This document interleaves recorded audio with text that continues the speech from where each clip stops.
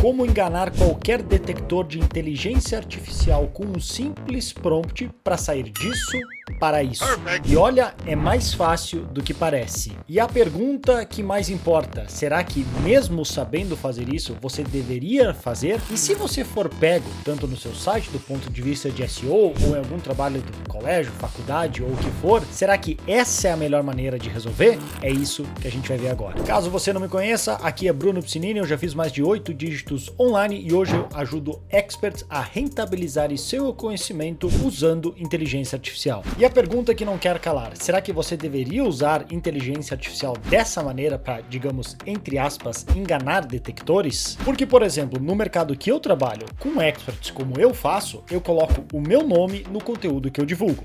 Nesse vídeo, nos e-mails que eu disparo, nos cursos que eu crio, e nesses casos eu não tenho interesse em enganar nem a IA e nem ninguém. Por quê? Porque eu não quero queimar o meu nome. A minha aposta é de longo prazo e eu quero que quando tu receba um e-mail meu, tu saiba que fui eu, Bruno, que escrevi cada palavra. Talvez eu use a IA para me ajudar com ideias, para pensar melhor, talvez até para corrigir ortografia e gramática, mas nada além disso. Vai ser eu escrevendo e ditando cada uma das palavras, porque para mim isso tem muito valor. É como eu gostaria de receber um e-mail seu. E a mesma coisa para, por exemplo, um livro ou um e-book, que eu já vi algumas pessoas me perguntando se eu tenho algum prompt mágico para criar, e por mais que sim, há maneiras de fazer isso, se o teu objetivo é se posicionar como um expert, desenvolver o teu nome para que as pessoas reconheçam e fazer do teu nome uma marca pessoal forte, que tu leva contigo pro resto da vida, então eu não recomendaria fazer isso porque é um tiro no pé. As pessoas não são bobas, elas vão começar a se dar conta que não é mais tu escrevendo, mas sim alguma inteligência artificial e pouco a pouco elas vão deixar de abrir teus e-mails, deixar de ler teus posts, porque elas não sabem mais se é você ou alguma ferramenta de IA fazendo isso. Agora, em termos de SEO, será que isso vale? Será que não vale? Será que eu vou ser penalizado? E o Google, nas orientações hoje, ele já falou, recompensando conteúdo de alta qualidade, não importa como foi produzido.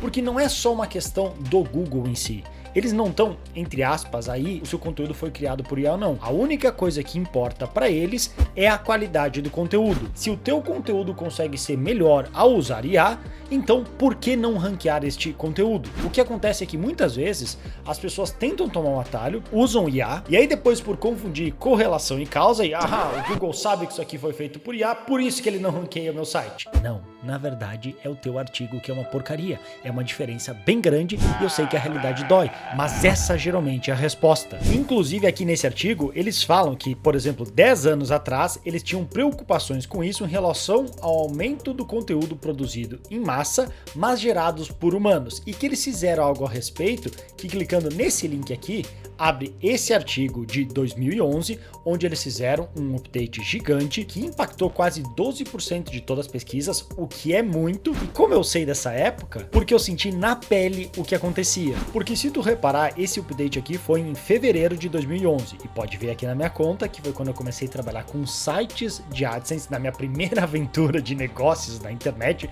quando eu literalmente digitei como ganhar dinheiro online no Google e comecei a criar sites desse tipo. Aí em fevereiro aqui, que tá onde aqui, pode ver que no final aqui de fevereiro, para mim, os meus sites melhoraram.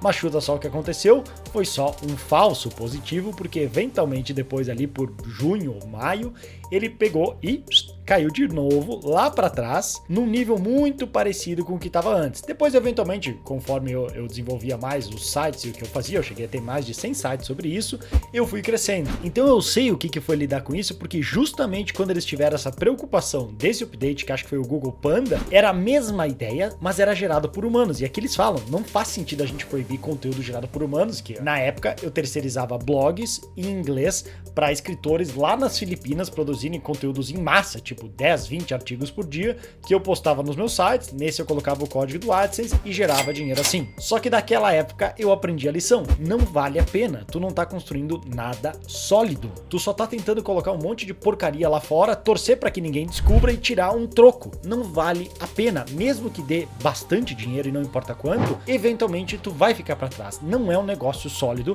com clientes de verdade onde tu agrega valor, pelo contrário, tu tá tentando achar uma brecha no sistema. extrema, é um esforço que não vale a pena. Direciona toda essa energia para algo mais útil que realmente agrega. E depois a gente tem também faculdades e os alunos dessas faculdades, porque faculdades do jeito que é hoje, até o ensino no geral, eles estão com dias contados. Os cursos estão completamente defasados, tu sai de uma graduação precisando aprender agora de verdade o que é fazer aquela profissão, então tem um incentivo muito grande para manipular os resultados. Claro que a gente não pode simplesmente ignorar uma maneira que a gente tem de como filtrar para saber se as pessoas estão aprendendo e simplesmente eliminar testes. Mas se a maneira de julgar se essa pessoa é um bom profissional ou não é algo que ela pode usar o ChatGPT ou o Google ter uma melhor resposta, por que não deixar ela fazer isso se é a maneira como depois na vida real ela vai agir? Então não é uma resposta tão simples, tem uma linha meio tênue aí entre como deve ser feito, mas com certeza o modelo de como as faculdades se criaram e de como elas existem até hoje, e até a educação no geral, isso é mais do que antiquado, mais do que uma antiga geração da época da Revolução Industrial e eventualmente vai ter que desaparecer por força de como as coisas estão mudando. Dito isso, cada um é livre para usar como bem entender. Só vou te mostrar como é que faz e depois tu decide se é o certo ou não para usar nos teus objetivos. Até, tu pode me dizer aqui nos comentários como tu pretende usar, se tu tiver a fim de dizer e não quiser esconder nada, e até qual é a tua opinião sobre tudo isso. Até porque tem uma outra questão sobre, por exemplo, direitos autorais, tanto de texto como imagens. O Google, num dos artigos que eu estava lendo aqui na Search Engine Journal, eles estavam falando sobre isso, que o Google ainda não pede para que seja identificado o que foi criado por IA. Talvez eles façam no futuro, mas mesmo que eles não peçam para fazer isso, eles vão estar de olho na única coisa que importa, a resposta dos usuários. Se os usuários por algum motivo lerem e gostarem mais daquele artigo,